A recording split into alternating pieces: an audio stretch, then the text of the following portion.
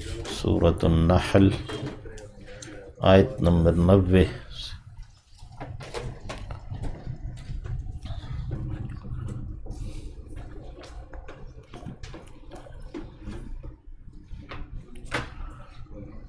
اعوذ باللہ من الشیطان الرجیم،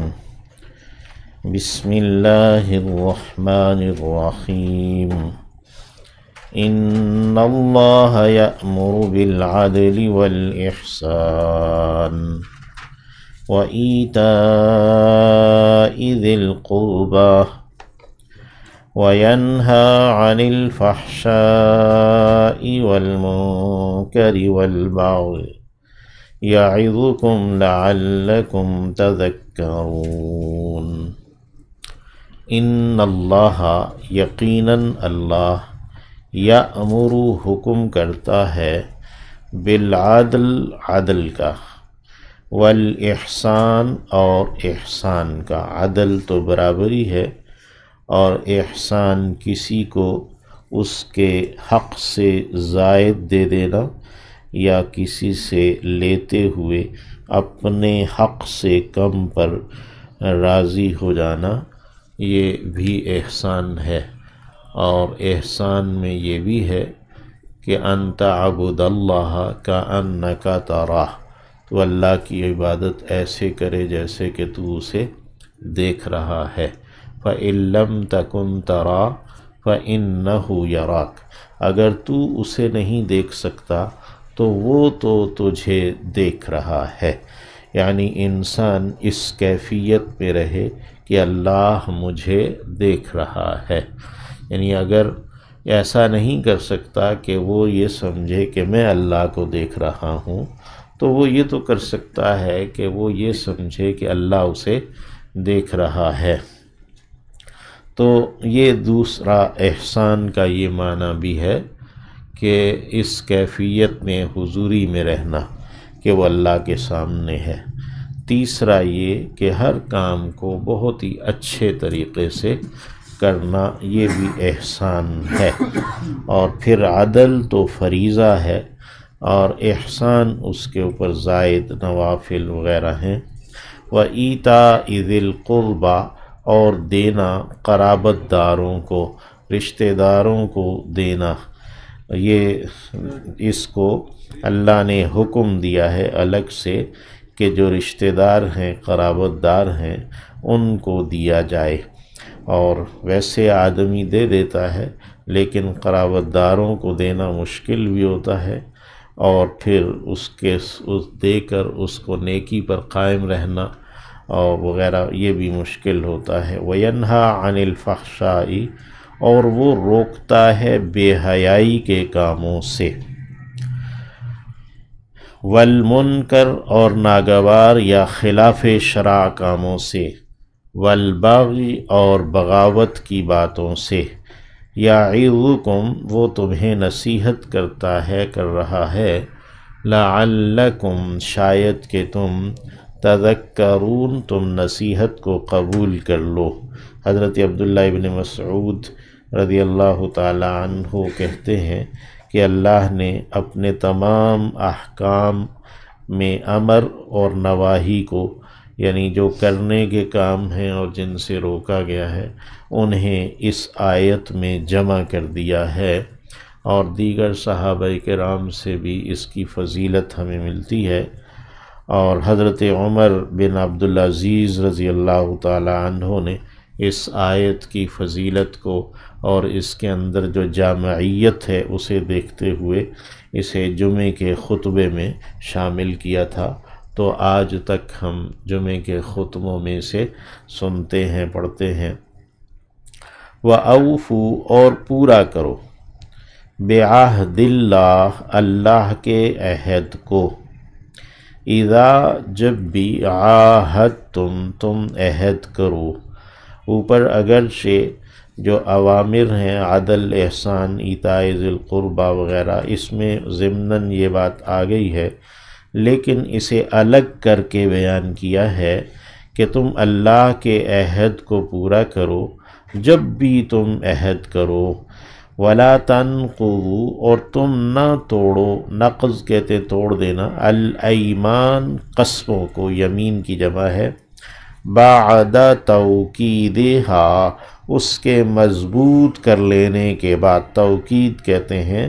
مضبوط لینا، یہی لفظ تاکید بھی کہلاتا ہے۔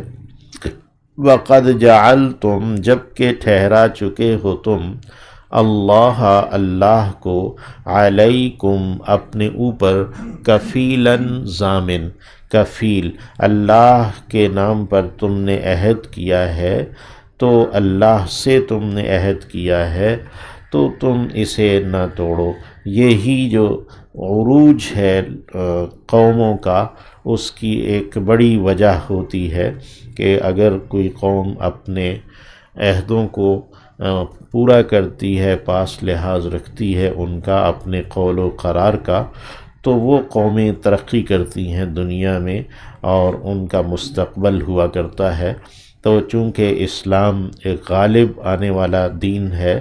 تو اس لیے اس کو بطور خاص اپنے معاہدات پورے کرنے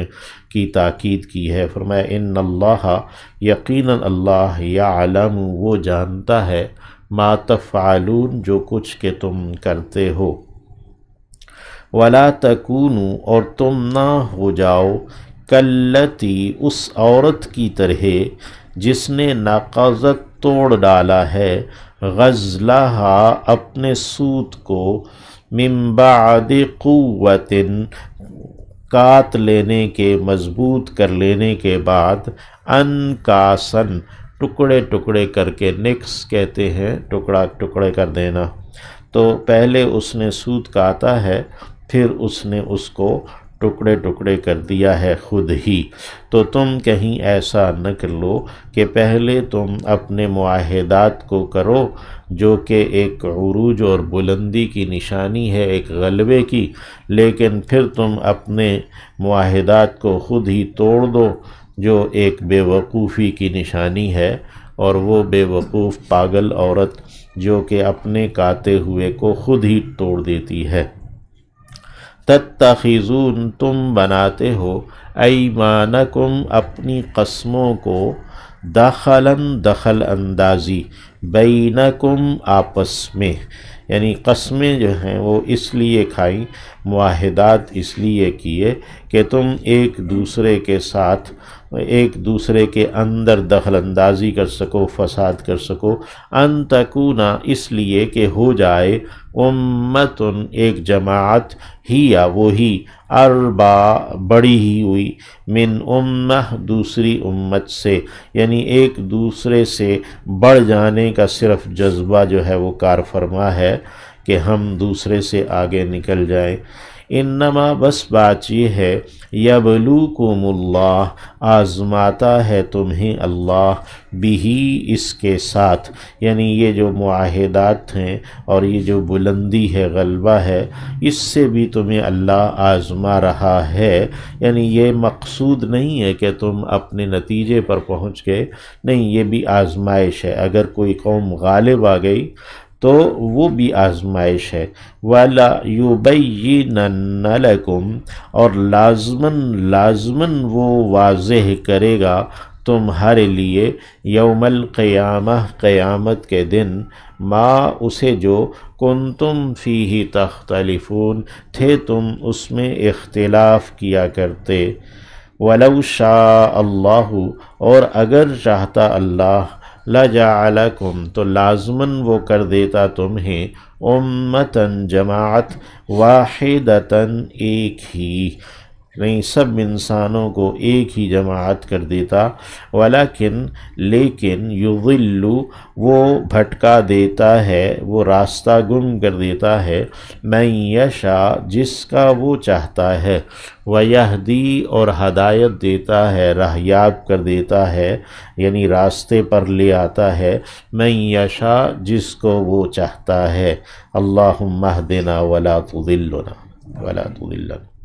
وَلَتُسْأَلُنَّ اور لازماً تم سوال کیے جاؤ گے، پوچھے جاؤ گے، عما اس بارے میں جو، کنتم تعملون تھے تم عمل کیا کرتے۔ ولا تتخذوا، اور تم نہ بناؤ، ایمانکم اپنی قسموں کو، دخل اندازی، بینکم آپس میں ایک دوسرے کے اندر دخل اندازی کرنا، فساد ڈالنا، اس کا ذریعہ نہ بنا لو اپنی قسموں کو، اپنے معاہدات کو، اپنے وعدوں وغیرہ کو، فتزل، کہ ڈگمگا جائیں گے، قدم بعد ثبوتہا، اپنی مضبوطی کے بعد، یعنی اگر تم قوت سے، جہاد سے عروج حاصل کر لو گے، لیکن پھر تم معاہدات کے ذریعے سے مزید بلندی اور شرف حاصل کرو گے، اور پھر اگر اپنے معاہدات کو توڑو گے تو خود ہی اپنے قدم ڈگمگا دو گے، وَتَذُوقُوا السُّوءَ، اور تم چکھو گے برائی کو، بما صددتم، اس بنا پر کہ تم نے روکا، عن سبیل اللہ، اللہ کی راہ سے، یعنی اپنے قول و قرار کو اگر تم اس کا پاس لحاظ نہیں کرو گے، اپنے معاہدات کا، تو تم لوگوں کو بھی اللہ کی راہ سے روکنے کا سبب بنو گے اور اس کا برا مزہ چکھو گے، وَلَكُمْ عَذَابٌ عَظِيمٌ، اور تمہارے لیے بڑا عذاب ہے۔ تو گویا لوگوں سے معاہدات ان کو پورا کرنا، اس کی بھی قیامت کے دن پوچھ ہوگی اور پھر اس پر سزا بھی ہوگی۔ وَلَا تَشْتَرُوا بِعَهْدِ اللَّهِ، اور تم نہ خرید لو اللہ کے عہد کے بدلے، ثَمَنًا قَلِيلًا، مول تھوڑا سا، یعنی جو تم نے اللہ سے معاہدات کیے یا اللہ کے نام پر جو تم نے دوسرے لوگوں سے معاہدات کیے، تو ان کو تھوڑے سے مول کے بدلے، دنیاوی تھوڑے سے فائدے کے بدلے تم اسے نہ بدلو، نہ توڑو۔ انما، بس بات یہ ہے، انما عند اللہ، بس بات یہ ہے کہ جو کچھ اللہ کے پاس ہے، ہوا خیر لکم، وہی بہترین ہے تمہارے لیے، ان کنتم تعلمون، اگر تم ہو علم رکھتے، جانتے، ما عندکم، جو تمہارے پاس ہے، ینفد، وہ ختم ہو جانے والا ہے، وما عند اللہ، اور جو اللہ کے پاس ہے، باق، وہ باقی رہنے والا ہے۔